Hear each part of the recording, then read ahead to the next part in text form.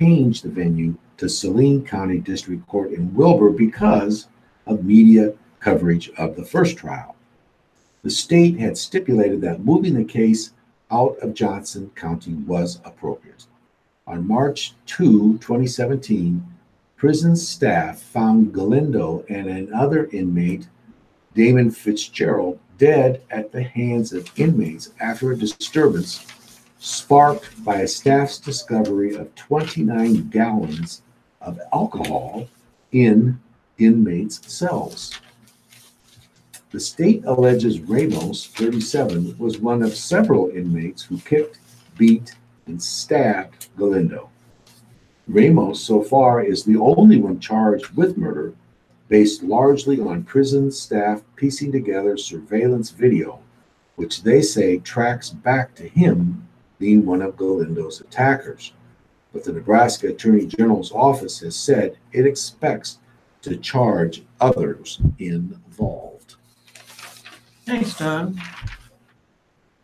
Douglas County Board member Mike Boyle plans to introduce a resolution to rescind the board's decision to use its eminent domain authority to acquire a downtown building as part of a site to build a new juvenile justice center.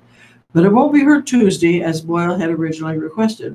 County Board Chairman Chris Rogers said he wouldn't put the resolution on the agenda because it wouldn't have enough support to pass. Boyle said Rogers told him that the board may consider the resolution at its September 25th meeting. Boyle said that would be okay with him as long as the county has not yet acted by then to take possession of the property. It's very unlikely that the county will take possession of the property before September 25th, said Patrick Bloomingdale, the county's chief administrative officer. The property in question is at 420 South 18th Street. It is part of the site the county is trying to assemble for a potential two-building complex. One edifice would house juvenile and family courts, related agencies and services, and the offices of Douglas County attorneys and public defenders. The other building would be a youth detention center, replacing the current Douglas County Youth Center off 42nd Street. The county has estimated that the project would cost a combined $120 million. The county board voted in July to use its eminent domain authority to purchase the building and land after owner Bob Perrin rejected the county's $900,000 offer for it. Right now, the county is waiting for a panel of appraisers to set a price for the building, after which the county could put up the money, then take possession and potentially demolish the building. Boyle said recently that he now opposes acquiring Perrin's property and building a new youth center downtown, and that he instead prefers renovating the current youth center. On Monday, Boyle said proponents have since shown him information about other cities that combined youth centers and juvenile courts on one campus and have had good results for children, families, and the community. That said, Boyle said he still plans to introduce the resolution because he told constituents that he would. He said there are very sincere people opposed to the youth detention center part of the proposal, and we need to talk about it. Talk it all out, Boyle said. We should have had more public meetings about this before. Boyle said he may need to miss Tuesday's meeting anyway because of a family matter. Rogers said he isn't trying to stifle public discussion by not scheduling the item for Tuesday. He said a number of Justice Center related items will be on the board's agenda for September 25th. I'm trying to be considerate of what they want, but I'm also trying to manage the board's time, Rogers said.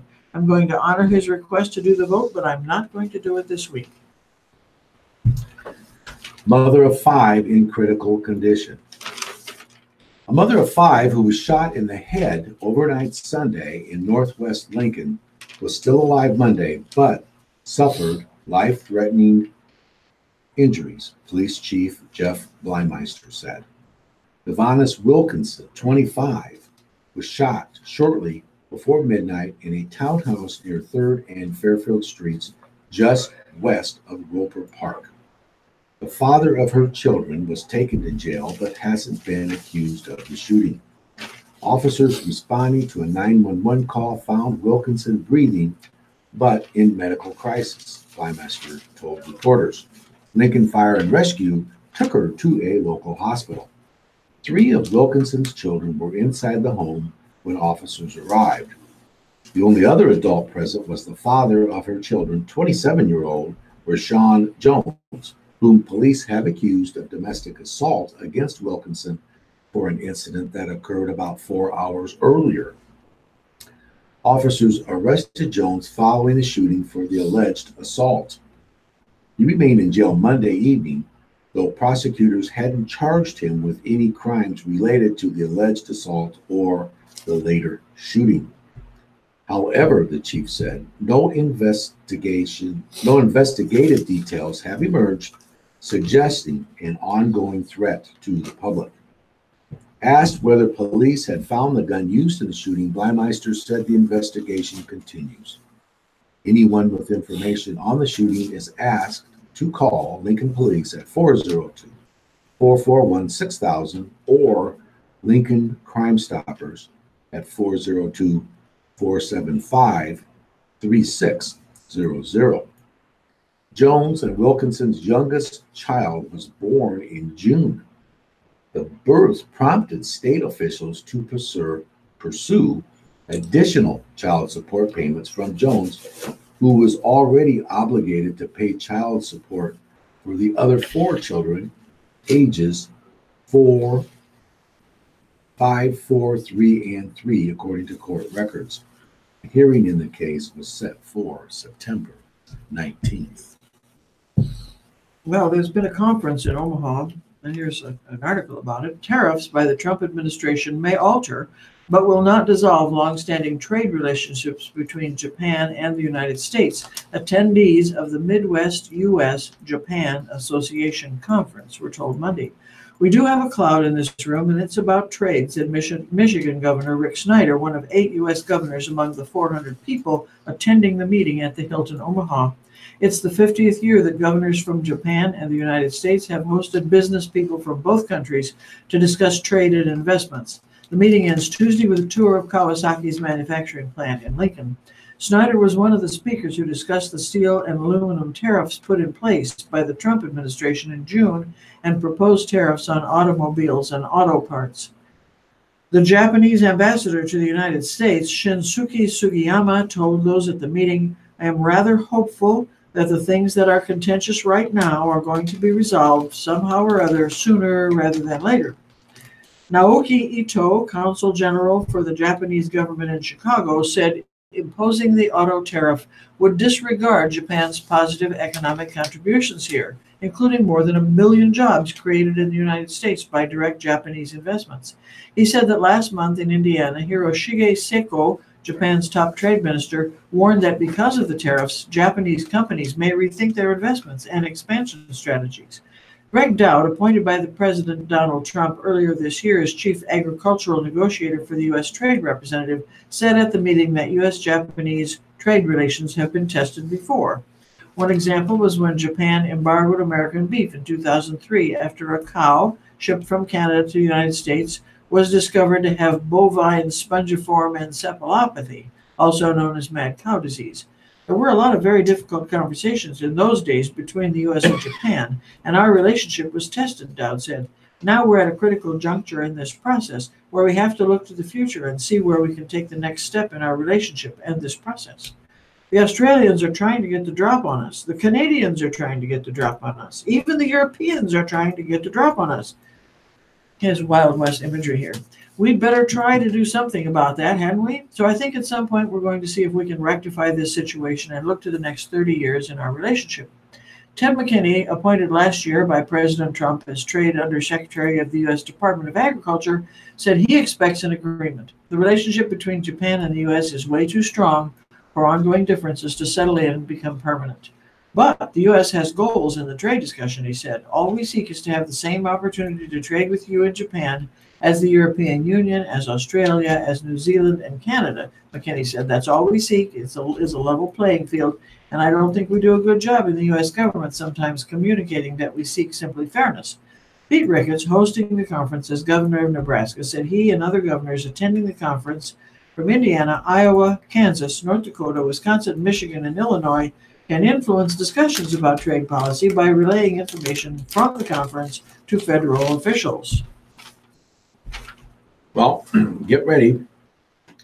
A first-of-its-kind presidential alert will be pushed out to cell phones nationwide September 20, triggering the same special tone and vibration as alerts such as tornado warnings flood warnings, or amber alerts.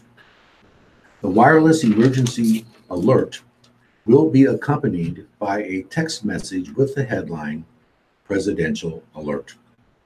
The test, planned for 1:18 p.m. on a Thursday, will coincide with the now familiar emergency alert systems tests that interrupts television and radio broadcasts. Here's the broadcast message planned for 1:20 p.m., minutes after cell phones are alerted. This is a test of the National Emergency Alert System. This system was developed by broadcast and cable operators in voluntary cooperation with the Federal Emergency Management Agency, the Federal Communications Commission, and local authorities to keep you informed in the event of an emergency. If this had been an actual emergency, an official message would have followed the tone alert you heard at the start of this message. A similar wireless emergency alert test message has been sent to all cell phones nationwide. Some cell phones will receive the message, others will not. No action is required. FEMA says the test will assess the readiness of infrastructure to distribute a national message and determine whether improvements are needed. Officials say it is not possible to opt out of the cell phone alert. So, next week, get ready. 1:20, you're going to get a message from the president. On Thursday. A non-message from the president. A non-message, that's true. Mayor Jean Stothard on Monday announced the schedule for her annual town hall meetings, the first of which is next week. Police Chief Todd Schmaderer, Fire Chief Dan Olson, and other city department directors will attend to help answer questions and listen to citizen feedback. Each meeting will begin at 6 p.m. Here's the schedule. September 17th, Omaha Public Library Millard Branch, 13214 Westwood Lane, City Council District 6. October 4th, Camelot Community Center, 9270 KD Avenue, District 1. October 11th, Bell Ryan Elementary School, 1807 South 60th Street, District 3. October 18th, Spring Lake Elementary School, 4215 South 20th, District 4. October 22nd, Mockingbird Hills Community Center, 10242 Mockingbird Drive, District 5. October 29th, the venue at Highlander North, 2120 North 30th Street, District 2. And finally, November 5th, Jocelyn Elementary School, 11220 Blondo Street, District 7. Well, the party at the rail yard during the September 29 Purdue game may officially spill out into Canopy Street if all the stars align in the next 2 weeks. Twice in recent weeks, the Lincoln City Council has vetoed a request by rail yard businesses to expand the first 2 Husker game day parties beyond the designated area of the rail yard and move out into the adjacent Canopy Street. But this week, rail yard businesses had met most of the conditions, including getting all the businesses in the rail yard on board for the event and limiting the Canopy Street access to the time of the afternoon game time plus 2 hours before and after. And it appeared the council was ready to give them a chance on homecoming weekend. But the request for what's called a special designated license needed 4 votes, and the council's 3-2 vote, with 2 members absent, wasn't enough Monday. Council members said they expect the request to pick up another vote next Monday when all 7 members should be in attendance. However, the rail yard needs to get its application for the special designated licenses to the State Liquor Control Commission 10 working days before the event, which is impossible to do after next Monday's council meeting. So the rail yard application will go to the Liquor Commission this week, and the affirmative council vote, should it occur, will follow. Councilwomen Cindy Lamb and Larry and Gaylor Baird voted against the special designated license Monday after Lincoln Police Chief Jeff Blymeister said a big event such as this on a home game day puts a strain on department resources. Blymeister can't not guarantee that he will have enough police officers to send to the rail yard near Pinnacle Bank Arena in the West Haymarket on September 29. The rail yard, where people buy food and drinks from several businesses and can mingle in a busy place on game days. Last Saturday, police wrote 10 citations for minors in possession and 2 for urinating in public at the rail yard. The security staff at the rail yard brought these violations to the attention of uniformed officers. In addition, there were 2 medical calls to the rail yard, and 12 people who ended up in detox that day said they had their last drink at the rail yard, Blymeister said. The number of tickets is the result of rail yard security personnel doing their job. The rail yard asks that minors be ticketed, said Brian Krajewski, who manages the rail yard. This sends the message that if you try to drink at the rail yard, you are going to get a ticket, not just sent home, he told the council. We want everyone who does something illegal to be held accountable, said Eric Marsh from Longwell's, a restaurant in the rail yard. Lamb and Gaylor Baird said they shared the police chief's concern that problems could occur because the police department's resources are spread so thinly during home games. However, Benny Shobe, Carl Eskridge, and Jane Raybould said it was time to give the proposal a try. I have concerns about staffing, Shobe said, but voted in favor because he wants Lincoln to offer exciting entertainment options. This is an opportunity to see if this works, he said. All right, here's a little story about the Elkhorn Public Schools. A wolf pack is forming in Elkhorn. After months of work, the newest high school in Elkhorn has a mascot and accompanying colors. The Elkhorn School Board unanimously selected wolves Monday as the mascot and black, silver, and bright blue as the school's colors. Elkhorn North High School, the future home of the Wolves, is under construction at 180th Street and West Maple Road. Wolves vanquished the other mascot finalists, Eagles and Nighthawks, for the honor of representing the high school. The mascots for the district's 2 other high schools are the Antlers, Elkhorn High, and the Storm, Elkhorn South High. The district broke ground on the new high school earlier this summer. The $78.5 million, 1,200 capacity school is expected to open in August of 2020. With the mascot and colors selected, the district will now work on logos. Superintendent Barry Haybrock said the logo might be harder than narrowing the number of mascot choices from about 171. It's not going to be easy, Haybrock said. The hope is to have an image finalized by the middle of next month.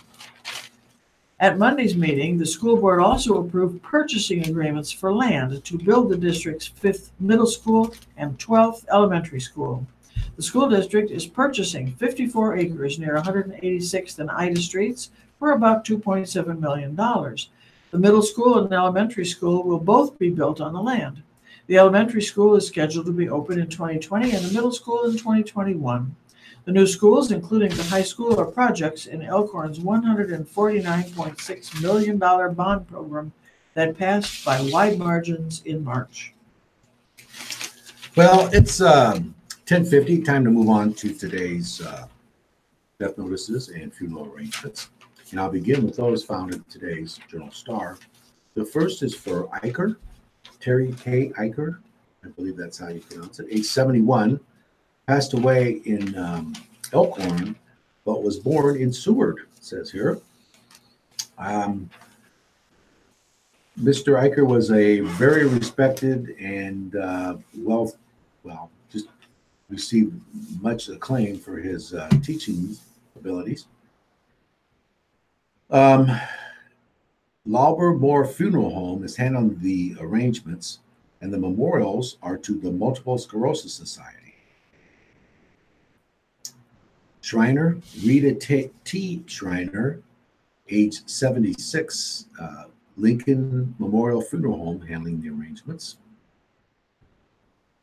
Schuessler, Richard P. Schuessler, from Lincoln, age 71, Lincoln Funeral Home, handling the arrangements. Wicken of Cortland, Thomas Grant Wicken, no age has been provided, Lincoln Memorial Funeral Home handling the arrangements. Holt, Dennis D. Holt, age 90, of Weeping Water. Let's see, tributes or condolences to www.Hammond's Funeral Home, and that's Hammond's Family Funeral Chapel in Weeping Water, handling the arrangements. Tonges, Elaine Tonges, Tonnigees, age 92, of Stromsburg. Memorials are suggested as those of the family's choice. Gass, Haney Funeral Home, handling the arrangements. Badster, let me just spell this, Bader, Bader, sure, Tscher, Aloma D. The only information we have are her dates, which she was 87. Cracky, Kracke, Lily. Again, just we have the age available, age 96. Greer, Eldon Leroy Dan Greer, age 82. Wicken, Thomas Grant Wicken, age 80. And Gatz, Norma Jean Gatz, age 92. All of these last 5 will probably have more information on tomorrow's show. But that's what's here in today's Journal Star, Deb. Right, thanks. Here are the obituaries and funeral arrangements from the Omaha World Herald. Billingsley, Candace Marie Billingsley, 59. The funeral will be Thursday, September 13th at 1 p.m. at Christ Community Church. In lieu of flowers, the family requests memorials to go to the Parkinson Foundation at parkinson.org. Bisson, Virgil D. Bisson, Bisson, 86. Mr. Bisson was a veteran. The services will be Tuesday, September 11th. That's today at 1:15 at Exarban Village Retirement Community on South 70th Street. Memorials are asked to the American Cancer Society. I don't remember if I told you that he was 86 years old. Hefe Hoffendor Cutler, the West Center Chapel, is handling the arrangements. Donovan, Lawrence Miles Donovan, 88. Mr. Donovan was also a veteran. There's a change in the day of services. The visitation will be Saturday the 15th at 9 at St. Leo the Great Catholic Church, followed by the Mass at 10, all on the same day. Memorials to St. Malachi School, 2252 West Washington Boulevard in Chicago. Efi Hoffman Dora Cutler is handling the arrangements. Eicher, Terry K. Eicher, 71. There will be a graveside service at 3 on Wednesday, tomorrow, September 12th, at Salem Cemetery in rural Gaynor, 2 miles south of I-80 of the I-80 Seward exit on Highway 15, 3 miles west on A Street. Visitation will be on Tuesday today from 9 to 8 and Wednesday from 9 to noon at the Lauber Moore Funeral Home in Milford. Memorials are asked to the Multiple Sclerosis Society, Lauber Moore Funeral Home in Milford. Jubilisco, Pauline and Jubilisco, 98. There will be a celebration of life service at 3 p.m. At John A. Gentleman Mortuaries at the Pacific Street Chapel. Memorials to the Life Care Center of Elkhorn. Hawkins, Lori Hawkins, 57. Arrangements are pending from John A. Gentleman. Holt, Dennis D. Holt, 90. Mr. Holt was a veteran. A remembrance gathering will be held at 10:30 a.m. this morning, that's half hour ago, at Hammond's Family Funeral Chapel in Weeping Water. Johnson, Earl E. Johnson, 83, of Papillion. Mr. Johnson was a veteran. The service will be at 10:30 a.m. Wednesday tomorrow at Gretna Community Church, 321 South Highway 6th in Gretna. Rhoda Mortuary, the Gretna Chapel, is handling arrangements. Jones, Thomas R. Jones, 81. Mr. Jones was a veteran and apparently a Mason. Celebration of Life service will be 10 a.m. Saturday the 15th at Forest Lawn. Pardon me. The Masonic service will be at 7 p.m. on Friday, the day before the the Celebration of Life service. Memorials are suggested to the American Heart Association, Tangier Shrine Transportation Fund, or Olive Crest United Methodist Church on North 60th Street. Forest Lawn Funeral Home and Cemetery is handling the arrangements. Meyer, Amy C. Meyer, 52. A more complete notice will follow from Heafy Hoffman Dwar Cutler. Olson, Ruth Olson, age 90, of Valley. Memorial service will be Wednesday at 3:30 at the Reichmuth Funeral Home. Memorials to the United Faith Community Church. Pearson, Elaine L. Pearson, 85. There will be a graveside service Friday. Well, there'll be a memorial service on Thursday the 13th. That's day after tomorrow at 10:30 at Pacific Hills Lutheran Church.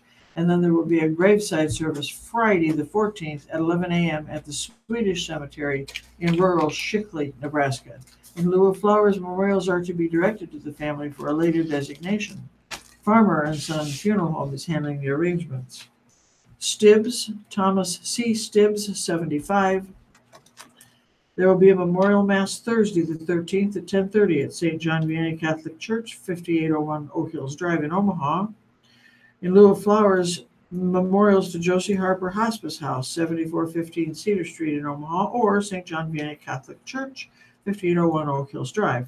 Heafy Hoffman Dwar Cutler, the West Center Chapel. And finally, Weston. Odell B. Weston, 87. A more complete notice will follow from Heafy Hoffman Dwar Cutler, the West Center Chapel. Thanks, Deb. Well, it's we're finished a couple of minutes early, but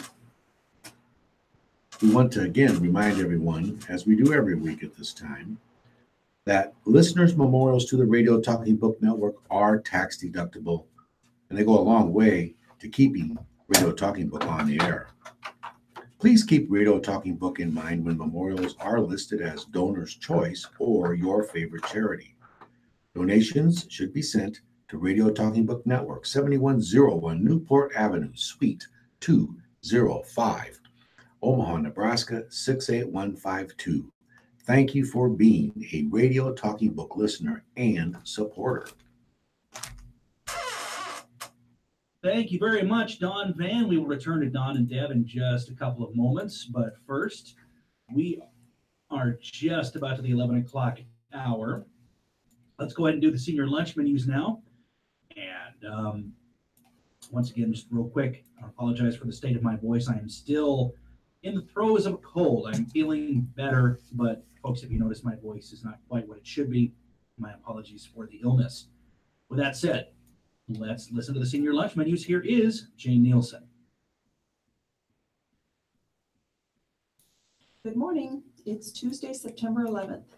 Your Meals on Wheels menu for today is teriyaki glazed meatballs over brown rice pilaf, Japanese blend veggies, diced carrots, Vienna bread with margarine, tropical fruit, and 1% milk.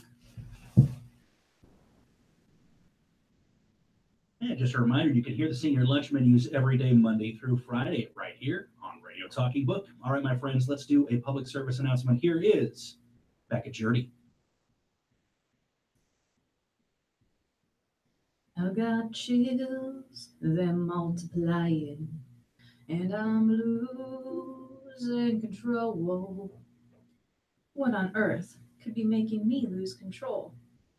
I'll tell you. Outlook Nebraska, with their Saturday night audio described movies, is offering Grease with live audio description on Saturday, September 15th at 7 p.m. Come lose yourself in this musical about teens in love.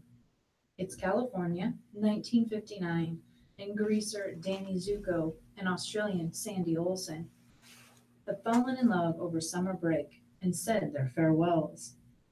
Summer loving had me a blast. Summer loving happened so fast. When they unexpectedly discover they're now in the same high school, will they be able to rekindle their romance? No registration is required for the movie, but there are only 24 headsets available. So come on down and get yours. Sighted companions and family members are welcome to attend. Doors will open at 6:30, and you can set a movie pickup for 10 p.m. For more information, please contact Lisa Kelly at 402-614-3331. The reading of the Omaha World Herald and Lincoln Journal Star are brought to you today by WellCare Health Plans, proudly focused exclusively on providing government-sponsored managed care services through Medicaid and Medicare prescription drug plans to families, children, and seniors in Nebraska. For more about WellCare, call today at 1-888-255-2605 or visit www.wellcare.com/Nebraska. Thank you very much, Michael. You are tuned to the Radio Talking Book Network in Omaha, Nebraska. We've been proudly serving our blind and visually impaired listeners for 44 years. Radio Talking Book is brought to you with the cooperation of KIOS-FM in Omaha and statewide through the facilities of NET Radio and Television. Before we return to Don and Deb in Studio A, I just want to take a quick moment to mention that today is the 17th anniversary of 9/11.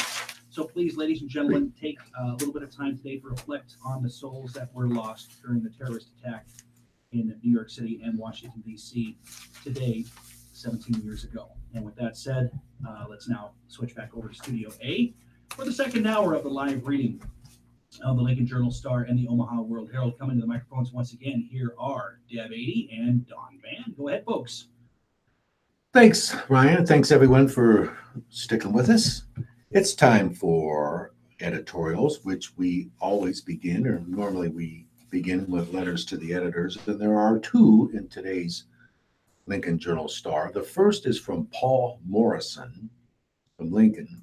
And Paul writes, in response to Merlin Brownsroth's letter, that was Democrats Have Strayed from God, from an August 31 paper, I would claim that that statement is misguided.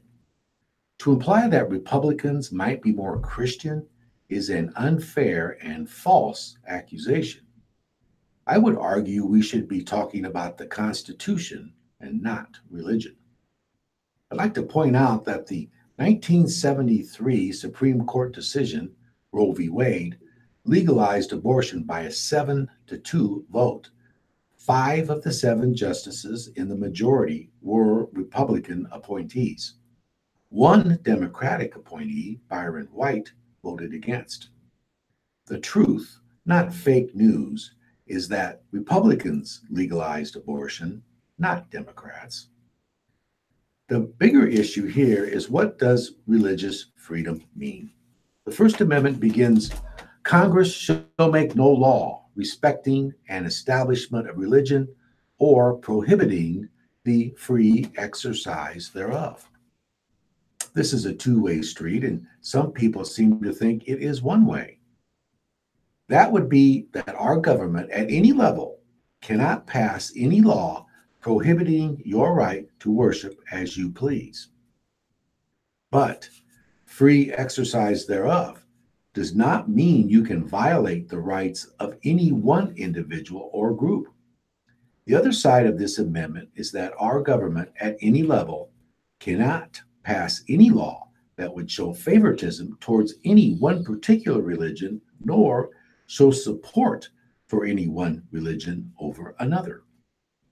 Your religion may not approve of abortion or gay marriage, but some do. You may not have those beliefs infringed upon because of the First Amendment, but you just can't make them the rule of the land. And that was Paul Morrison from Lincoln. Craig Bowles, B-O-L-Z, from Palmyra, sends in this letter to the Journal Star. Approximately 92% of the land mass of Nebraska is related to agriculture. Approximately 31% of state property taxes is paid by ag producers. Approximately 2.5% of the population of Nebraska is farmers and ranchers. Do the math. We have no power, so get used to it. Yet agriculture creates new wealth for Nebraska. State senators have never done anything about the out-of-balance property taxes or any property tax relief that amounted to enough, nor will they ever do anything. They don't need to, don't want to, and don't know how to fix the problem. Farmers and ranchers take it and like it because it is here to stay. And those are the thoughts of Craig Bowles from Palmyra. Yep. Thanks, Don. Here are the letters from the Public Pulse and the Omaha World Herald. The first one is from Dave Plim of Omaha. I would like to see the Internal Revenue Service rules adjusted to have higher taxes for those earning over $100,000 or more per year instead of $500,000 per year as suggested by Russ Pargett in an article called Higher Tax Scale for the Rich in the August 30th Public Pulse. It seems perfectly logical. The more one earns, the more the government confiscates. I also propose that we should have a political group approve where contributions can be made as long as they align with a common thought process. That way we have a way to reduce taxes and many more charitable organizations can get more charitable help. It was from Dave Plim, P-L-Y-M of Omaha. Tom Walsh of Lincoln writes, although I no longer live in the 3rd Congressional District, I have a good friend who is running for that seat. Paul Theobald is an independent hog farmer who resides in Osmond. He understands the issues facing small farm operators. Paul is an articulate spokesperson for independent farmers who cherish their way of life and work to nurture and protect the gifts of land, soil, and water. Paul is a scholar who has researched and written extensively about rural education. There is no candidate or elected official in Nebraska better able to speak to issues involving rural education. Related to education and to economic well-being is access to the internet. Some rural communities within the 3rd District have limited access today, and Congress must help ensure that access is available to all. Paul is a creative thinker who can help address the issue of open internet access in rural America. His voice is needed in Congress. I have known Paul for over 20 years. He is an ethical man who will not accept short-term gain for profit over the long-term common good. That letter was from Tom Walsh of Lincoln. From Bob Rydell of Papillion, R-I-E-D-E-L. I don't understand all the hoopla about bullying these days. Bullying was common in my days, 50s through the 70s. We lived through it. Besides, it seems to be the preferred standard for adults today. One only needs to look at the media and Democrats in Congress with all their attacks on our president, his family, and friends to see that they approve of bullying others they don't like. And their armies, Antifa, Black Lives Matter, Occupy Now, and so forth, exemplify their right to bully people they don't agree with. Just look at the hearings with Judge Brett Kavanaugh hearings to see how vicious and hateful our leaders can get. Bob Rydell of Papillion. From Dennis Swanson of Glenwood, Iowa. In response to Mark Munge's, M-O-N-G-E, September 5th Pulse letter, Keep Russian Investigation Going, Robert Mueller may be an honorable man, but several of his actions have not been honorable. 1, he accepted the position knowing his good friend James Comey was entangled in the mess. 2, he hired 13 Democrats, all of them Hillary supporters and donors, many of whom attended her victory party on election night. 3, for election interference, he indicted in a U.S. District Court 13 Russian citizens, other Russian organizations, and 12 Russian security service agents. The indictments are meaningless because the Russians are offshore foreign nationals where the U.S. District Court has no jurisdiction. 4, the special investigation was initiated to find potential foreign interference and collusion. So far, Mueller has focused only on Russia and Trump and not on China. Christopher Steele, Carter Page, James Comey, Bruce, and Nellie Orr, the Russian dossier, use of the fake dossier to mislead a FISA court, and so forth. If Mueller is an honorable man, he will investigate everything. Dennis Swanson from Glenwood. Sylvia Hermone, or Hermone maybe, H-E-R-M-O-N-E from Fremont. As a Republican in the 1st District, I urge fellow Republicans to take a serious look at Democrat Jessica McClure, who is running against Jeff Fortenberry for Congress in November. Just look at the campaign finances so far. Fortenberry has $1.9 million in his fund. McClure has less than $5,000 from the Omaha World Herald, September 2nd. Fortenberry is running for his 8th term. Has he sponsored any important legislation, or does he just support the party line? Has he spoken out against the tariffs, which hurt Nebraskans as well as most other Americans, both rural and urban? Has he spoken out against immoral, unethical, and divisive statements by our president? McClure supports allowing Medicare to negotiate lower prices on pharmaceuticals. She supports holding pharmaceutical companies accountable for price gouging. She supports public education and sees school choice programs taking money from public schools. She's concerned about the rising cost of higher education. Don't write McClure off because she's a Democrat. Don't support big money campaigns with possible strings attached. Let's be informed, responsible voters studying the issues and voting on policy, not personality, political ads, name recognition, or party affiliation. That was from Sylvia Hermon from Fremont. And the last letter in the Public Pulse today is from Jim Boston of Omaha. He writes, Luann Denholm in the August 31st Public Pulse feels sorry for the Democrats in their effort to rid the federal government of a man unfit to govern. Denholm calls Donald Trump wonderful and thinks he's doing great work for America. Last year, Trump pardoned Joe Arpaio, the former Arizona sheriff who'd been charged with criminal contempt of court by a federal judge who'd gotten tired of Arpaio's racial profiling.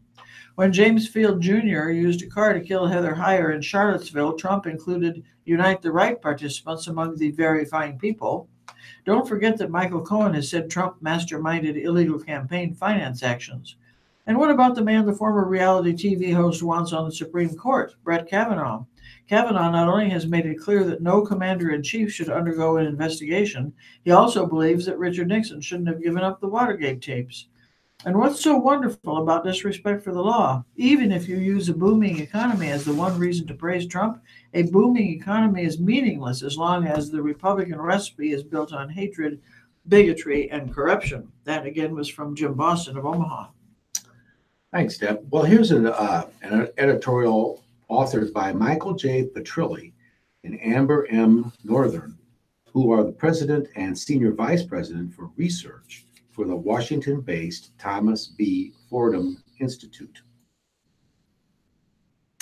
In 2014, Nebraska adopted new standards in math and English language arts, that's ELA, that were unique to the Cornhusker State. In deciding to go its own way, it was well within its rights. But Nebraska also has a responsibility to make sure its math and ELA standards are strong, rigorous, and clear.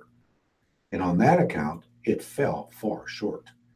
Academic standards are the foundation on which much of public education rests. They dictate the knowledge and skills that students are expected to master grade by grade and communicate those expectations to educators, parents, curriculum writers, and other stakeholders. Rightly or wrongly, these benchmarks will shape much of what students do and learn in the coming school year.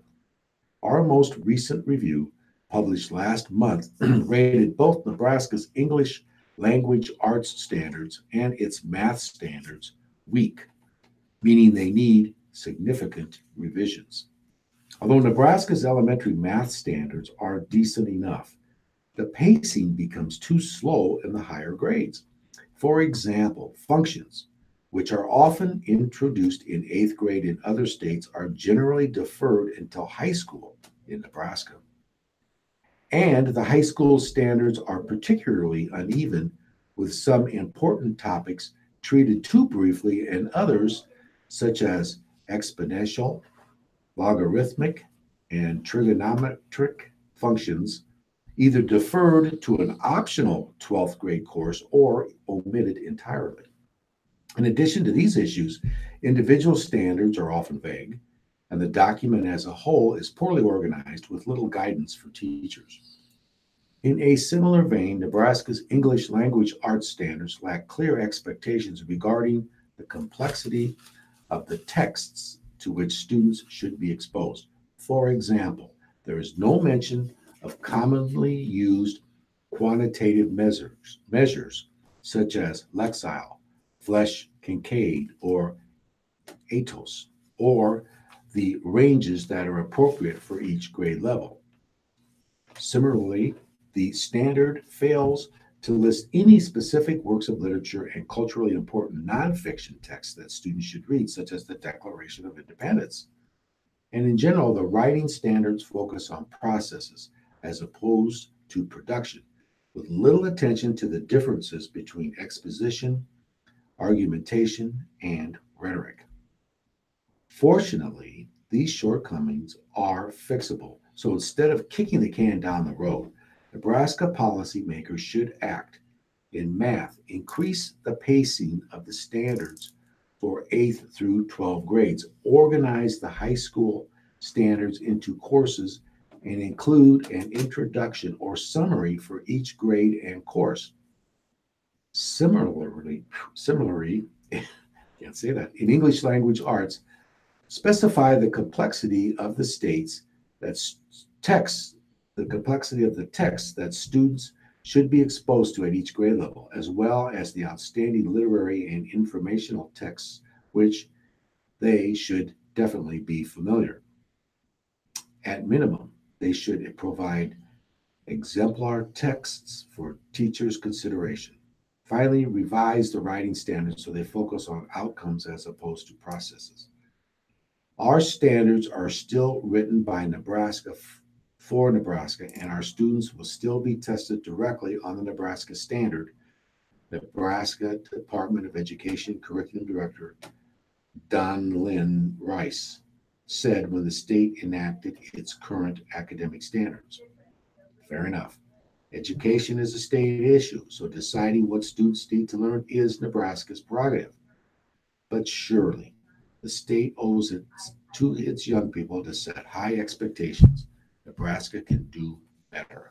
Thanks, Don. Here's the editorial from the World Herald today. 17 years ago today, the unthinkable struck our nation. Passenger airlines as weapons. The horrifying toppling of the Twin Towers. A jetliner assault on the Pentagon. Flight 93 crashing in rural Pennsylvania, likely down by passengers determined to stop the terrorists in the cockpit. The 9/11 attacks took the lives of almost 3,000 people. The dead included the passengers on 4 airliners and 125 Pentagon personnel. At the Twin Towers, nearly 400 firefighters, police, and Port Authority officers perished as they demonstrated extraordinary courage in working to evacuate people. Since that time, our country has experienced heartrending tragedies, including mass shootings and the Boston bombing. But there has been no repeat of a large-scale assault orchestrated by Middle Eastern terrorists. A central tool in the counterterrorism fight is a greatly enhanced intelligence effort and law enforcement coordination. Intelligence analysts, translators, finance system specialists, cyber experts, police detectives, cops on the beat. They may not receive high-profile recognition, but these are among the Americans who are doing vital work keeping our country safe from further catastrophic attacks. One of the most sweeping changes after 9/11 was the strengthening and reorganizing of U.S. intelligence services, both civilian and military.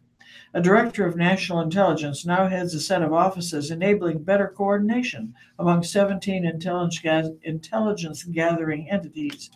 The United States has stepped up its coordination with foreign intelligence agencies. The 9/11 attacks also spurred major changes for the FBI. The FBI staff has grown by more than 10,000 since 2001, the Council on Foreign Relations reports, with particular growth among linguists and intelligence analysts, and has ramped up its overseas presence. A national security branch was established in 2005 to centralize the FBI's work on counterterrorism, counterintelligence, weapons of mass destruction, and intelligence gathering.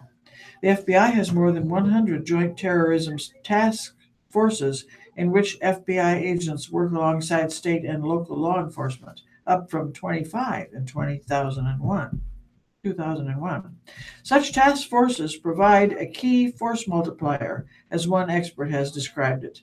New York City police can do a lot of the counterterrorism as part of their regular duties, such as now routine checks under bridges and in tunnels, says Thomas Repetto, author of A History of the New York City Police Department. In New York City, the police department's counterterrorism bureau works closely with the FBI and is recognized as one of the most important tools in safeguarding our country's largest city.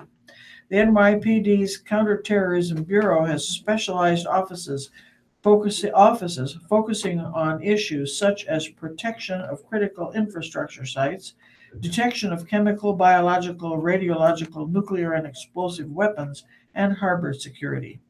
There are no security guarantees against terrorist attacks, whether from foreign or domestic sources, but the many men and women working to keep our country safe deserve the American public's deep appreciation. Today, the 17th anniversary of 9/11, provides an occasion for such reflection and gratitude. Thanks, Deb. That's 22 minutes after the hour, and time to move on to today's living and entertainment. And we're going to, for the second week now, a column by Barton Goldsmith, and it's supposed to be about relationships and how to maintain and improve your relationships. Dr. Barton Goldsmith is a psychotherapist.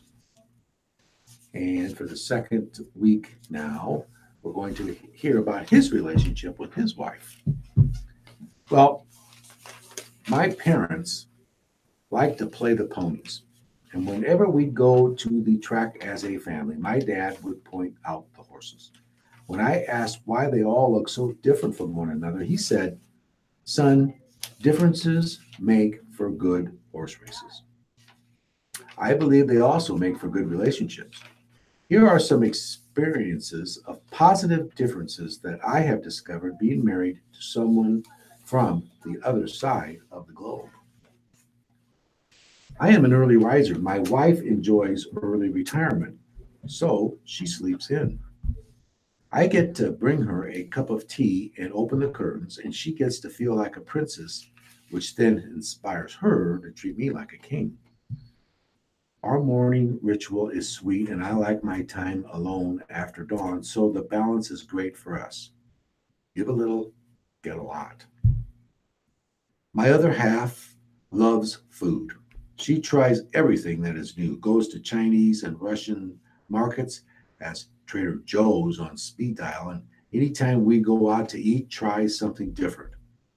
And I get to share and enjoy wonderful foods without having to send out or Google what I'm eating. My family is all gone, but my wife has a family, and they all get along and stay in touch.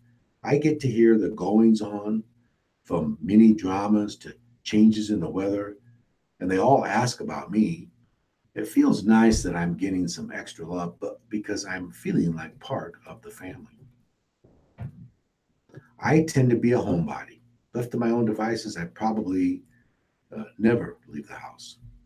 My lovely mate wants to go everywhere and see and do everything, although she did pass on renting an RV for a long weekend.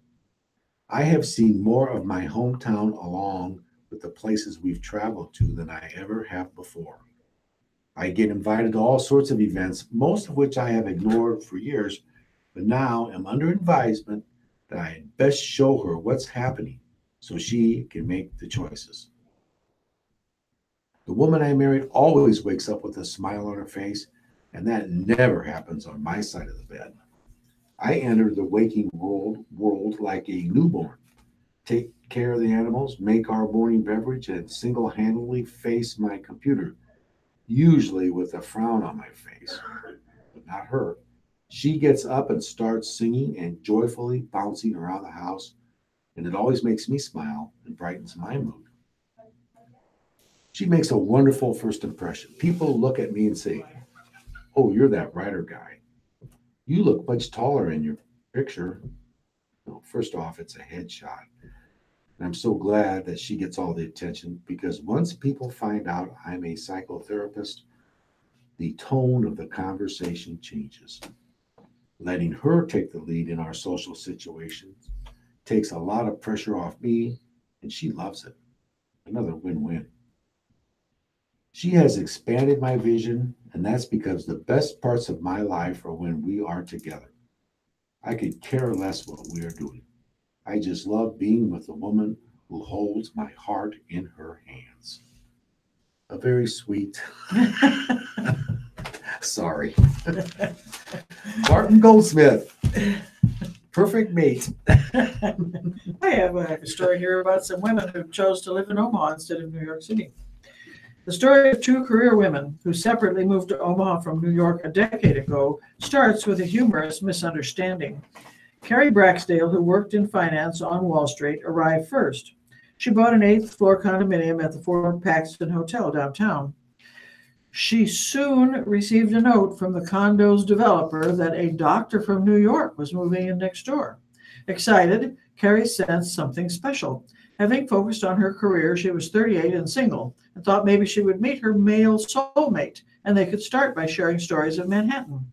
Then she read the rest of the note about the doctor from New York. Her name is Karen. She laughs retelling that story. The two did become soulmates, though not in a romantic sense. Carrie was my first friend here, said Dr. Karen Trujillo, a thoracic surgeon at the Nebraska Medical Center. I love her. I'm a bit of an introvert, perfectly happy staying home. She is warm and gregarious and gets me out and about. I love everything about Karen, said Carrie, and I like it that in most regards we are total opposites. There's your article again. They did have some things in common. Both had lived through 9/11 and its aftermath, and both stayed in New York for 7 years afterward. And both, though initially reluctant to move to Omaha, came to love the Big O as much as the Big Apple. When being recruited to the Med Center, Dr. Rudy Lackner, Dr. Trujillo at first said, "No way." I said, "Rudy, I'm a 37-year-old single woman from New York City. I'm not moving to Omaha, Nebraska. That's crazy." He said, "You should just come out and see it." I have to turn the page. That didn't help. Oh, here, it's a big article. I'm sorry. She was impressed at the opportunity for high-level, very interesting and advanced surgeries, and accepted. She likes it that Nebraska medicine recruits people from all over the world, which is a benefit for patients and to doctors. Carrie grew up in Overland Park, Kansas, and majored in psychology at private Baker University in Kansas. She got into the financial securities profession, she said, because there's nothing I can do to help people more than to help them be financially independent. She worked in Kansas City, Atlanta, and Los Angeles before accepting a New York job in 1999. On September 11, 2001, she was at 100 Wall Street in view of the Twin Towers several blocks away when terrorists attacked. After the first tower fell, her building was evacuated and she walked down 29 flights. As I came out the front door, she said, it was like the worst blizzard ever in my life. She walked more than 6 miles north to her apartment near 63rd Street and York Avenue alongside the East River. Karen was a second-year resident at a hospital on Long Island, starting an ICU rotation. She recalls the sadness of later going into Manhattan and seeing thousands of posters with photos of people missing from the towers. She grew up in Manhattan, the daughter of a psychiatrist and a pediatrician, both from Spain. The future surgeon, whose first language was Spanish and who still visits relatives in Spain each year, attended private Middlebury College in Middlebury, Vermont, and graduated from the New York University School of Medicine. Once she looked around Omaha and saw what it had to offer besides great medical facilities, she said, I knew that as long as it was bigger than Middlebury, population 8,500, I would be fine. Shortly after arriving, she says she attended a cocktail party and had a conversation with a kind man named Bruce, who asked about her job. When she asked about his, he replied simply, I work in banking. Only later, she said, did she find out that Bruce Lauritsen was chairman of First National Bank of Omaha, the nation's largest privately owned bank, and served on the board of the medical center where she worked. To me, that is Omaha, Dr. Trujillo said. I love it here, the people, the town, and it has everything big cities have to offer.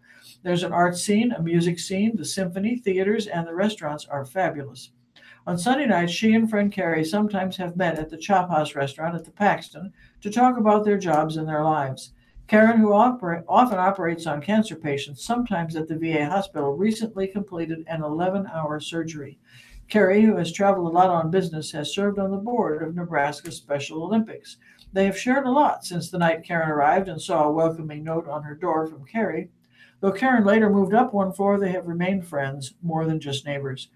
But now, Carrie is leaving for Delaware. Formerly the manager of investment services for TD Ameritrade in Omaha, she has accepted a position with J.P. Morgan Chase. The two friends will stay in touch, and Carrie says she will visit Omaha as well as relatives in the Kansas City area. In Omaha, the former New Yorkers each found a niche. It's a right-sized city for really good connections, and I've never seen a more philanthropic city, Carrie said. I'm excited about what's next, but I know I have lifelong friends here, and I'm only a plane ride away. Thanks, Deb. Interesting. Well, let's find out if Amy Dickinson has some interesting advice for us. Well, dear Amy, my wife and I have been together since 2010. Our marriage has never been perfect, but we have managed to stay together. We've both been married before and have kids from our first marriages. Last weekend, my wife's ex-husband, father of her 14-year-old son, died, either from an overdose or by suicide. Instead of her son being distraught, he is taking the news well. His dad has not been in his life much since the dad has been in prison multiple times. My wife, however, is torn up over his death. She has said things such as, I can't believe he is gone. Why would he do this to us? She's been crying practically nonstop. This is taking a toll on our already challenging relationship. I feel as though she is still in love with him and is going to miss him. I feel the opposite way about my ex-wife, mother of my kids. If she died, I would be throwing a huge party. I'd celebrate, not cry. I can't imagine anyone being this upset over someone they haven't had a relationship with in 10 years. He has never paid child support, so there is no financial attachment. I can't help feeling that because she is so upset about this death that maybe there was more going on between them over the years during the time we've been together. Am I wrong for thinking there is something wrong here? Signed, WTF. Well, dear WTF, yes, there is something wrong here with you. Perhaps your wife is crying and carrying on because she is basically begging you to notice and to talk to her about her feelings. Not for you to tell her how to feel or expound on how you would celebrate your ex's death. That's nice, by the way. But to comfort her and ask her to describe her own emotions, even if you don't understand or share them. Maybe she would emote a little less if you emoted a little more, or at all. Yes, she should probably dial down her emotions, while you should dial up your own. The person you should be paying close attention to is this 14-year-old boy. Kids this age never express sadness or loss the way adults do. They suppress their emotions and feel anger, confusion, depression, guilt, and sometimes relief, and then guilt about their relief when an absent and or troubled parent is out of their life forever. Your stepson also has to deal with a mother who is grieving, weeping, and feeling victimized and abandoned, and a stepfather who has decided to be judgmental and jealous. I suggest you keep your eye on the ball and pay very close attention to this teenager. He needs to feel supported by the two adults in his life. Right now, he seems to have no one. Dear Amy, I'm a young woman. Adam was recently hired where I work, and my general manager told me to train him. Immediately, there was a noticeable tension between us. Adam became extremely hostile after I corrected an action of his. He began to make derogatory statements to me and about me. I walked away and pulled my manager to the side. He told Adam that his behavior was extremely inappropriate. Adam was still rude. The next time I worked with him, he made statements regarding some of my co-workers and me. The environment at work has quickly deteriorated. I am moving and leaving this job in a few weeks, but should I sit down with my manager and tell him what's going on and how I feel about it? Put down employee. Dear employee, yes, have this talk. Do not drop the ball just because you are leaving.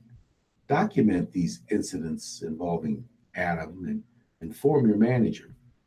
One person with bad chemistry or bad behavior can quickly poison the entire work environment.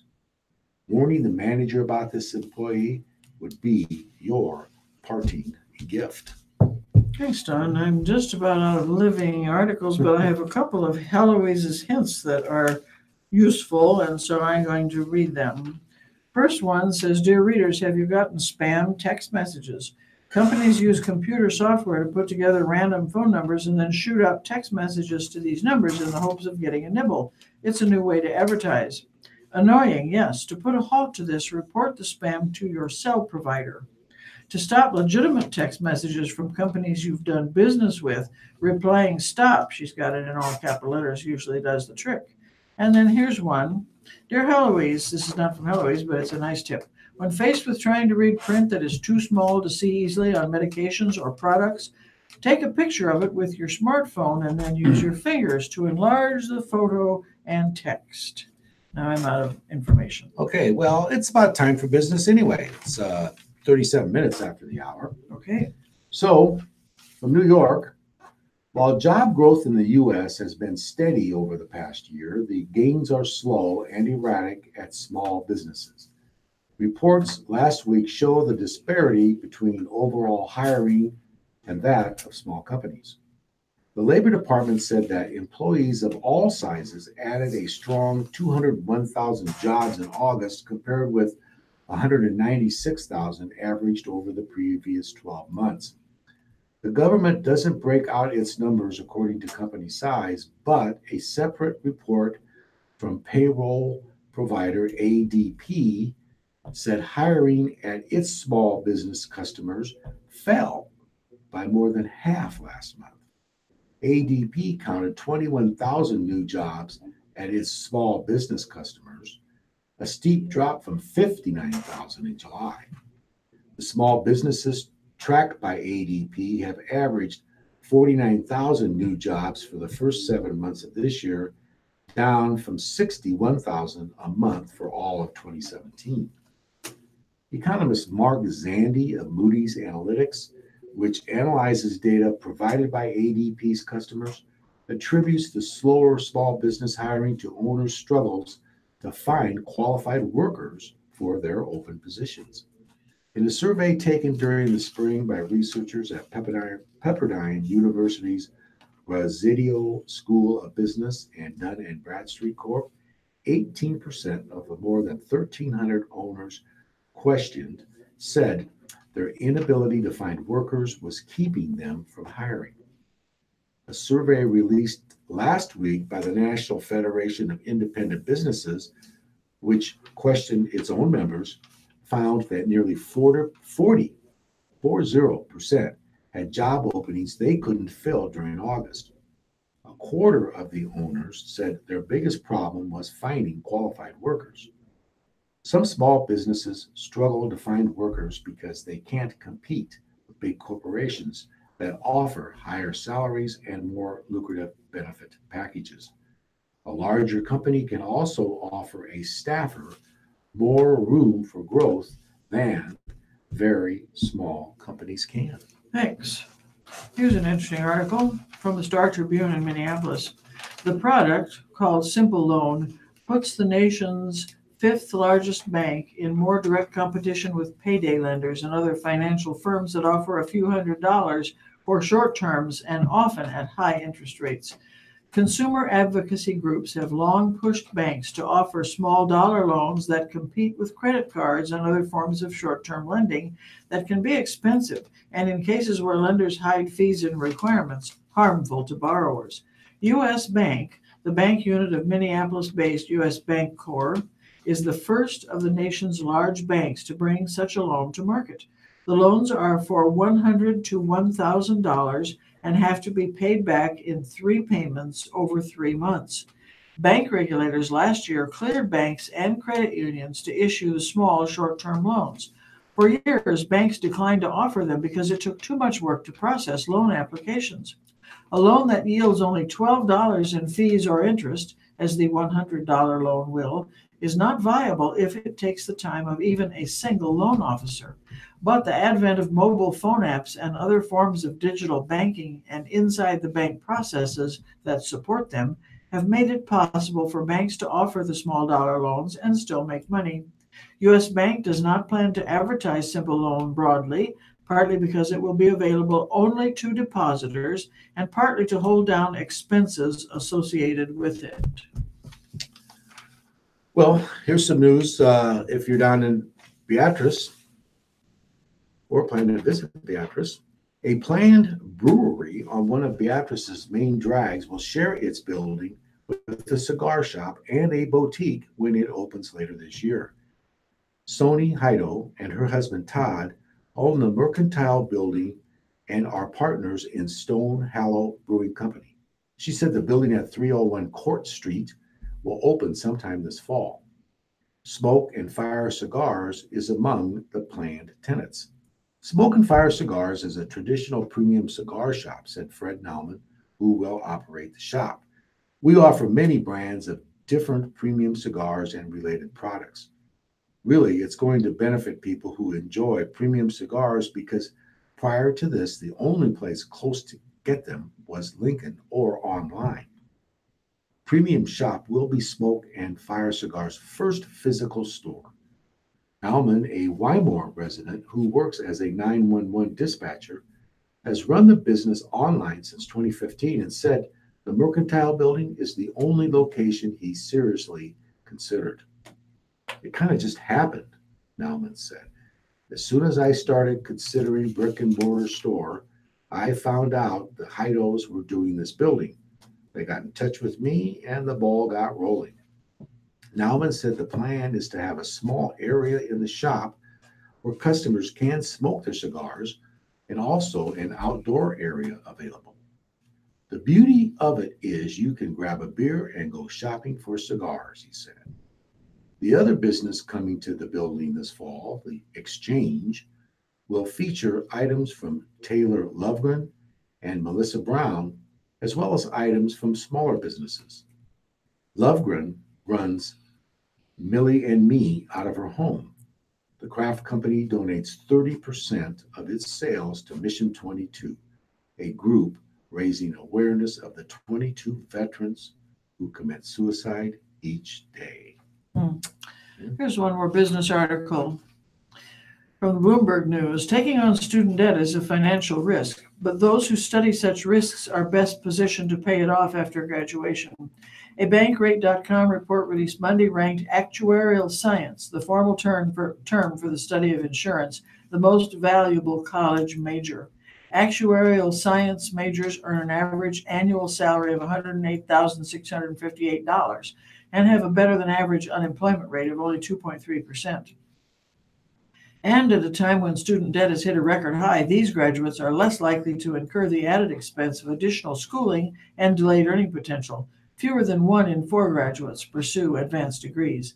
The actuarial science profession is interesting because students don't need advanced degrees to gain livable wages, but instead are certified through a series of exams overseen by the industry's professional organizations, said Bankrate.com analyst Adrian Garcia. Students typically pass 1 to 2 of these exams while in school and then go on and complete others while working, earning raises and bonuses as they pass. The report ranked 162 majors with labor forces of at least 15,000 people based on average annual income, employment status, and whether those graduates went on to pursue a higher degree within 12 months. The data were derived from the U.S. Census Bureau's 2016 American Community Survey. Recent actuarial science graduates are entering the industry at an opportune moment. The U.S. property and casualty insurance industry took in $18 billion in net profit, even as the country sustained heavy losses from natural catastrophes, such as Hurricanes Harvey, Irma, and Maria, according to the National Association for Insurance Commissioners. But that number is expected to increase in 2018 thanks to favorable interest rates, the S&P Global Market Intelligence report says. Healthcare premiums are also on the rise as many insurers seek double-digit percentage increases in monthly costs for individual medical plans in 2019. Science, technology, engineering, and mathematics degrees continue to offer the best postgraduate prospects to college students, the study found. Zoology, nuclear engineering, pre-medical programs, and applied mathematics dominated the 5 most valuable degrees, offering graduates low rates of unemployment and 6-figure salaries. Well, 11:46, time for sports. Except we would like to read this article. You want to read another I article? would love to read this little tiny thing. Okay. WellCare of Nebraska is proud to bring you today's reading of the Omaha World Herald and Lincoln Journal-Star. For more about WellCare, call today at 1-888-255-2605 or visit www.wellcare.com/Nebraska. Thanks, Deb. Well, Adrian Martinez got quite a scare Saturday afternoon and a big sigh of relief later in the weekend. The freshman quarterback escaped serious injury to his right knee late in the fourth quarter of Nebraska's 33-28 loss to Colorado at Memorial Stadium on Saturday, and even has at least a chance of playing this weekend against Troy. NU coach Scott Frost did not get into details of the injury, suffered on a rushing attempt with 3 minutes and 29 seconds remaining in the game, but did say Martinez suffered no real ligament damage and characterized the young signal caller as day-to-day. Does he really have a chance of being ready by kickoff against Troy at 11 a.m. Saturday? I think there's a chance, Frost said. We got about as good of news off the examination as we could have gotten. He's a little sore, but doing a lot better today than I expected. I don't think it will be long. Martinez needed help getting off the field after the injury and had ice wrapped around his right knee before the game even ended. Sunday, he was at a Huskers Heroes event wearing a sleeve over the knee but walking without crutches or any other aid. Martinez did not practice Monday, and Frost said the staff could push a decision on his availability all the way to Saturday morning before kickoff.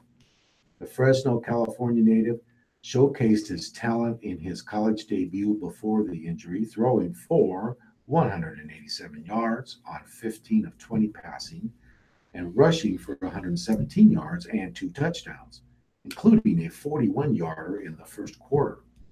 He also had some mistakes, losing a fumble on Nebraska's second possession and throwing an interception in the fourth quarter. We're going to do everything we can to get other guys healthy, and Martinez is going to do everything he can to get healthy and learn the game plan, Frost said.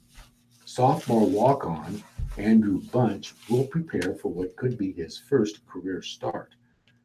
Bunch played the final 3:29 in relief of Martinez, completing 4 of 9 for 49 yards.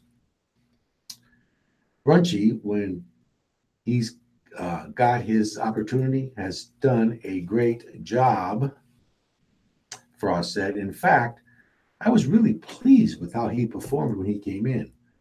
We'll try to alter it a little to make sure he's comfortable with what we have in, but there's not going to be wholesale changes. He knows our stuff, and he's done a good job running it. Added sophomore corner DiCaprio Boodle, who has faced Bunch a lot over the offseason months and preseason camp. Bunch can throw, and he's mobile too. You're always kind of on your heels about that because it's like he's going to try to squeeze it in there. He can make the hard throws. He is going to try to squeeze it in there or try to run it. Bunch is a good quarterback. Next in line after Bunch, walk-on freshman Matt Masker, who was slinging passes for Kearney Catholic at this time last year. Frost said the Huskers are kicking around the possibility of getting another quarterback ready in an emergency situation. We've got a couple of ideas, Frost said. Obviously, we don't have the depth there that we'd like to have, so we have to have somebody ready to go in case the worst case happens. We're kind of sorting through the options. True freshman cornerback Cam Taylor played quarterback in high school. Taylor told reporters on Monday that he hasn't been approached about practicing at QB. And one real quick note here, the time for the Michigan NU game, which is a week from this Saturday, and it's at Michigan, is also set for 11 a.m. early morning game, as is this week's game against Troy. Okay, well, that's good to know. This is not good to know, but I'm going to read it anyway. From Lincoln. Upon further review, Nebraska isn't so sure the play that caused Adrian Martinez's knee injury was entirely clean. Colorado was not penalized following the fourth quarter play, a 1-yard Martinez run to the right that was negated by holding. But video, the best available shot, comes from KLKN in Lincoln, shows 230-pound CU linebacker Jacob Collier grabbing Martinez's right shin and pushing his ankle into the turf as other defenders tackle him from the opposite direction. Nebraska coach Scott Frost said the Huskers have filed a complaint with the Big Ten and Pac-12 conferences, and we'll see where it goes from there. You never want to think anybody on a football field would intentionally try to hurt someone else, and nobody except someone that does that knows what the intentions were, Frost said. I will tell you, we have an angle that doesn't look very good.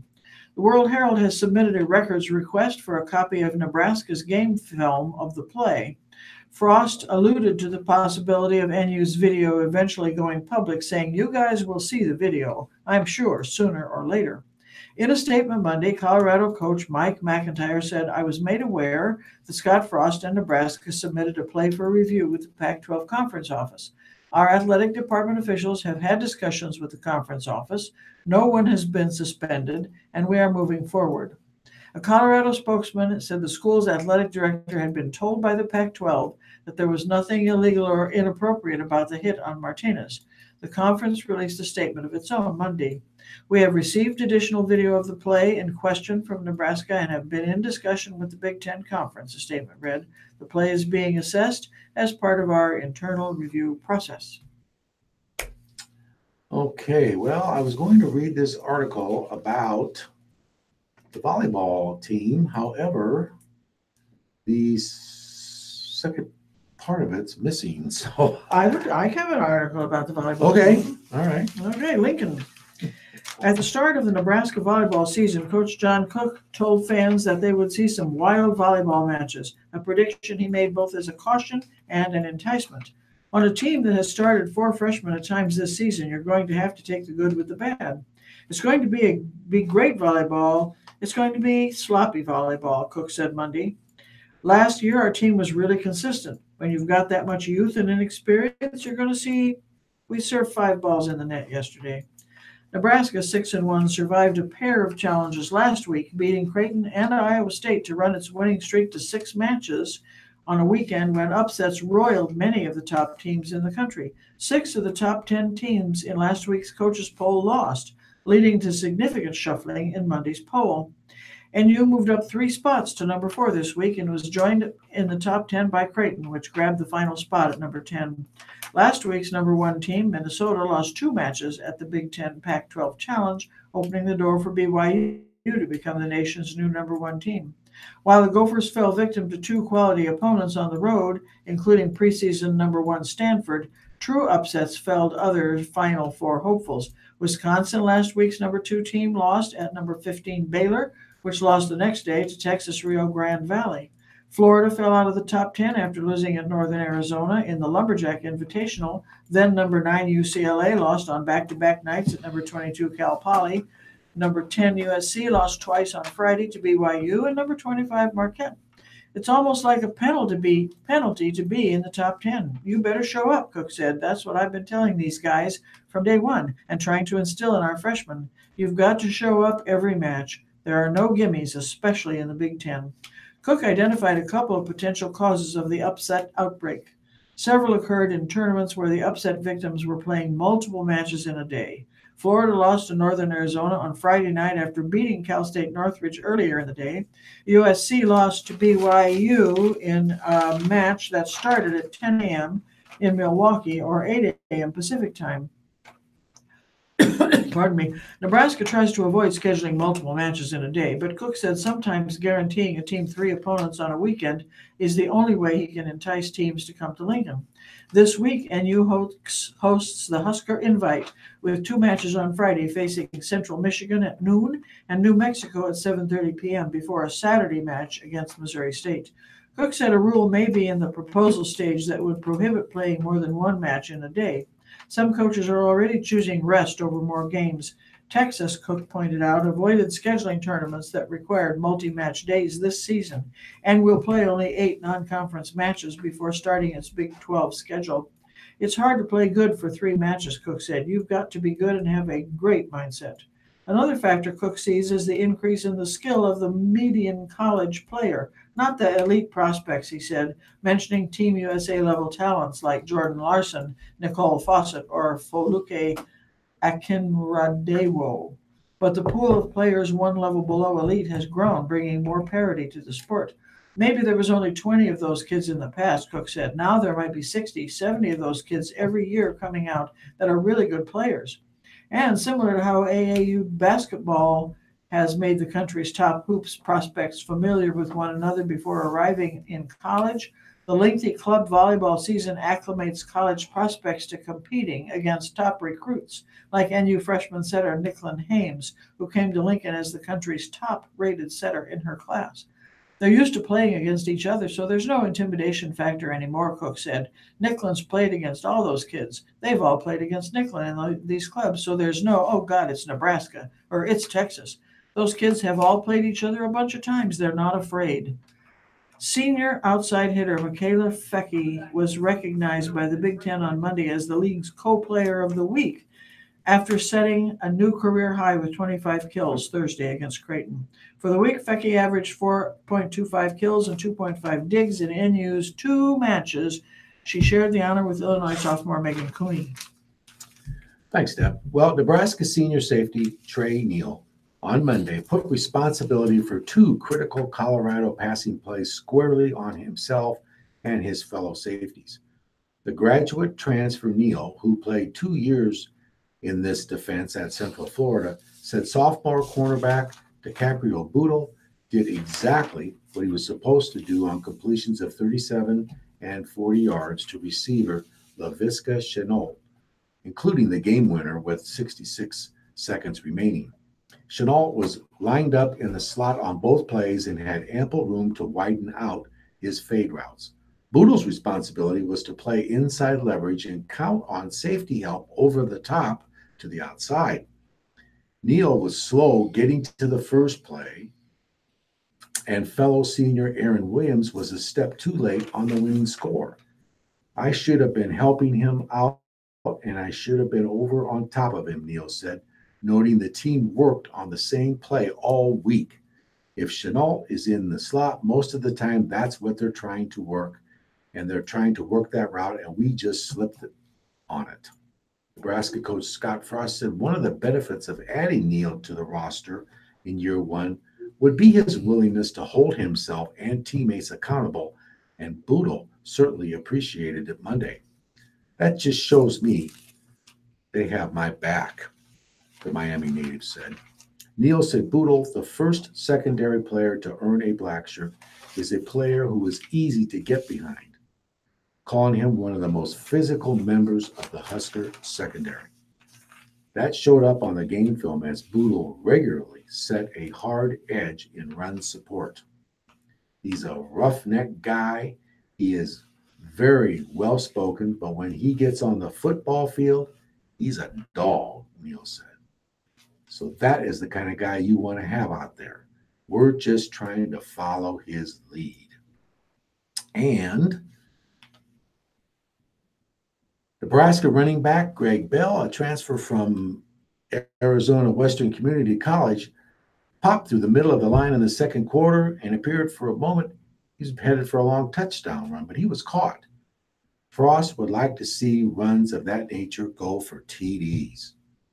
We need those plays to turn into touchdowns when we get guys to do that cleanly. He knows it. He'll do a better job in the future. Well, speaking of the future, our past is up. Our last 2 hours have gone by rather quickly. It's 12 o'clock. It's time for us to say so long. So for Don Van And Deb 80. Have a great week, everyone. Enjoy this weather. Thank you very much, Don Van, Moreland, and Deb 80 for doing another. I was going to do that thing, and so I always look if I can, so I know where to find it. It's not there, and I look at every page. You're tuned to the Radio Talking Book Network in Omaha, Nebraska. We've been So- proudly serving our blind. So too bad for the Journal Star. They didn't get their article read. Yeah, well, the poor girl who she's about, jazz. And statewide, Now, you said we are, any radio and television. look, And please stay tuned next for the Nebraska Life Oh, Hour you mean- coming up on Radio Talking Book. Have a great day, ladies and gentlemen, I and please thought keep it's not- listening. but to it is Radio live Talking. over the. Oh, yeah. Oh, okay. Oh, yeah. I Both. I hope I wasn't doing anything wrong. As long as they're not Russian or something. Oh, now I want to read some poetry. I found the Dylan Thomas Fern Hill, I think. Fern it's called. Hill. You It's like it? Yeah, I like it. Except, and it's more accessible than some of his work. Yes. By golly, some of it I need to study before I read. But anyway, I Well, got that one's kind of nice. It is because nice. It's about his youth, I think. Yeah, I think so too. But then the whole thing about dying at the end is sort of gloomy. But What did I think about that? I don't Something know. about the Irish affinity toward the past and the future and the sea. Oh, and the That sea is since we all important. came from the sea, Yeah, and that's where he's ending it too. And it's kind of like, this is being on the island, and this is my Irish, Welsh, wasn't it? Welsh, yes. I mean, but that was all that, we're really have, I don't know, so much time, and it's, Yeah. Well, we'll and see. he was jealous that he don't have as much time, not jealous, but Sad. yeah, Yeah, and he really did. He died quite young. oh, yeah, he 39 was, or- yeah. I guess he was quite the smash when he came. Oh, With all college girls. yeah. College papers. It was, he was, when he died, No. I think he was before, like, the Beatniks. Yeah, oh, here, let I mean, look. just- I bet I can find it. Well, I could look. Well, I've got a book in my hand. It's not the You know what I Dylan mean? Thomas I think book, he but was, maybe ranked. it might. We'll look. Oh, this is first titles and first lines. That's how many fifth tons. 121.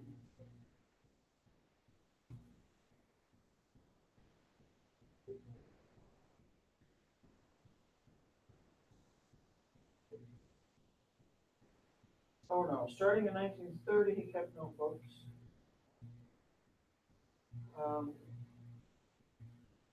No, he died in 1953. Yeah. So he was before. He was part of that beginning of the post-war. Folk.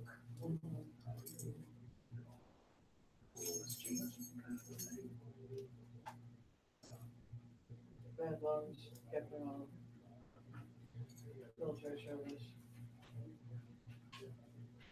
Heavy drinking, smoking, irregular habits. Sounds like a pretty good life to me. What's wrong with that? I'll see you next week. Yeah, good luck That's this what week. tell you. No, as long as it doesn't kill you.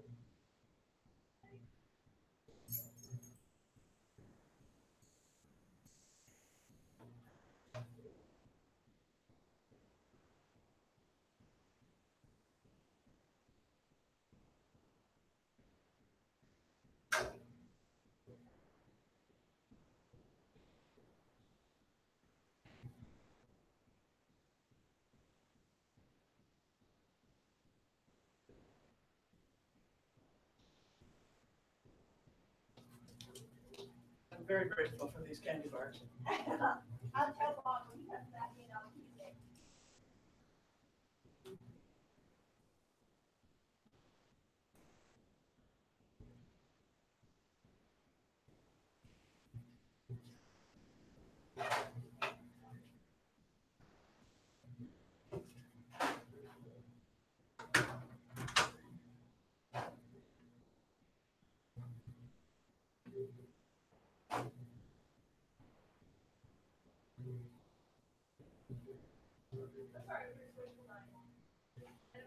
Yeah.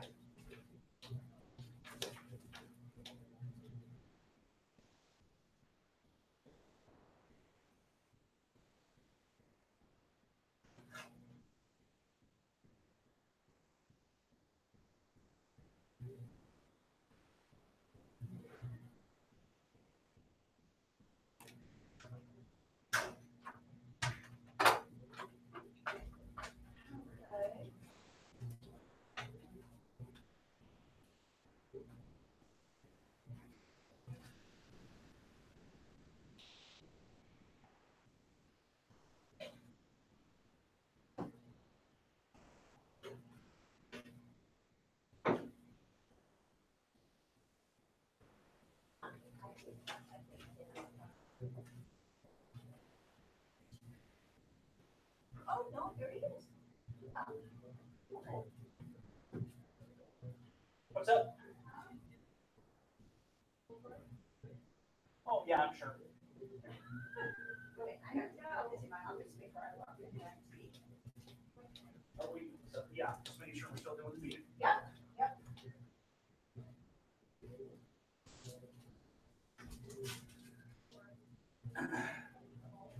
Yes, we are meeting now.